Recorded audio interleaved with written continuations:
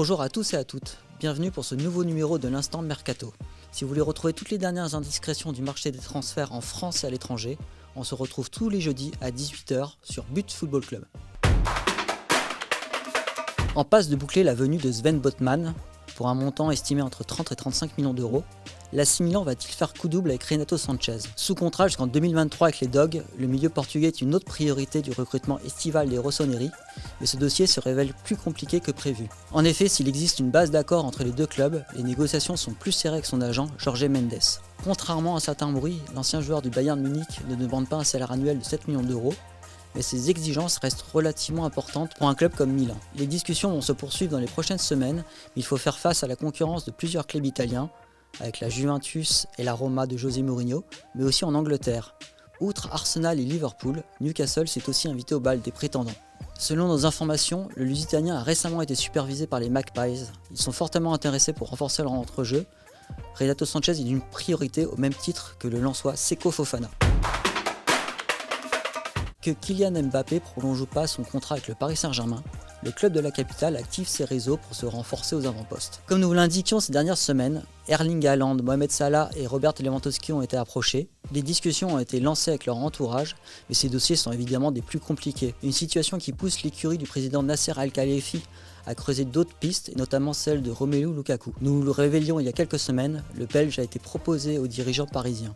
Et cette idée commence à faire son chemin du côté de Leonardo. Malgré un contrat de longue durée avec Chelsea, le Diable Rouge est sur le marché. Le Belge ne rentre pas dans les plans de Thomas Tuchel et un départ apparaît inexorable pour l'été prochain. Le joueur rêve d'un retour à l'Inter Milan, mais c'est un dossier extrêmement compliqué. Les dirigeants terristes privilégient un joueur plus jeune et surtout moins cher au niveau salarial. Du côté du Paris Saint-Germain, un prêt avec option d'achat ou un transfert réduit est aujourd'hui dans les tuyaux. Lukaku pourrait rapporter une présence précieuse aux avant-postes, surtout que Mauro Icardi est sur le départ. Sur les côtés, avec la fin de contrat d'Angel Di Maria, Ousmane Dembélé du FC Barcelone a été approché concrètement, mais le joueur n'exclut plus de prolonger l'aventure en Catalogne. Dans cette optique, l'actuel leader de Ligue 1 commence à explorer d'autres pistes, et notamment celle du Brésilien Anthony de l'Ajax Amsterdam, qui intéresse aussi la Juventus Turin ou encore Manchester United. Outre Anthony, Gouiri de Nice ou encore De Ketteler du club Bruges sont aussi suivis par la cellule de recrutement du PSG.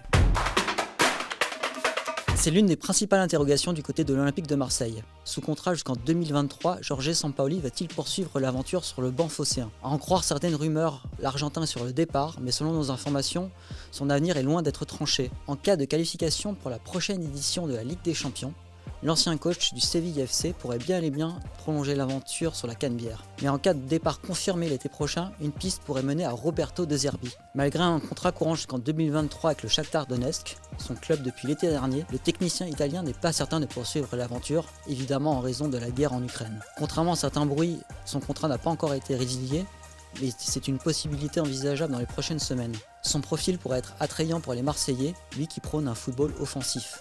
Du côté de la Ligue 1, Monaco, en cas de départ de Philippe Clément, et Lyon, en cas de départ de Peter Bosz, pourraient aussi être intéressés. On se rappelle que l'été dernier, les Gones étaient allés très loin dans les discussions avec le technicien italien, ex-Sassuolo, avant de finalement privilégier l'arrivée du technicien néerlandais. À la recherche du successeur d'Emerson Palmieri, qui ne devrait pas prolonger l'aventure à l'issue de son prêt en provenance de Chelsea, Lyon est à la recherche d'un nouvel arrière-gauche pour la saison prochaine. Selon nos informations, les Gones concentrent leurs recherches en éléments jeunes et prometteurs qui pourraient permettre de réaliser une plus-value à l'avenir. Selon nos informations, le club du président Jean-Michel Aulas s'était ainsi représenté le week-end dernier lors de l'affiche du championnat turc entre Beşiktaş et Trabzonspor. Il s'agissait de suivre la performance du latéral gauche international turc Ridvan Yılmaz, 20 ans. Sous contrat jusqu'en 2023 avec les Aigles Noirs, il s'agit d'une priorité absolue pour les Gones. Aux dernières nouvelles, une offre de 5 millions d'euros est dans les tuyaux, même si son club devrait être un peu plus gourmand pour un transfert lors du mercato d'été. Les Rodaniens sont aussi sur la piste du néerlandais Tyrell Malacia de Feyenoord, mais c'est un dossier nettement plus coûteux. Alors que ce joueur est estimé à plus de 10 millions d'euros, les Gones vont-ils casser leur tirelire ou faire une solution au rabais avec l'international turc? Réponse dans les prochaines semaines. Si vous voulez retrouver toutes nos vidéos et ne rien rater de l'actualité des transferts, n'oubliez pas de vous abonner à notre chaîne YouTube But Football Club et d'activer la cloche pour les notifications.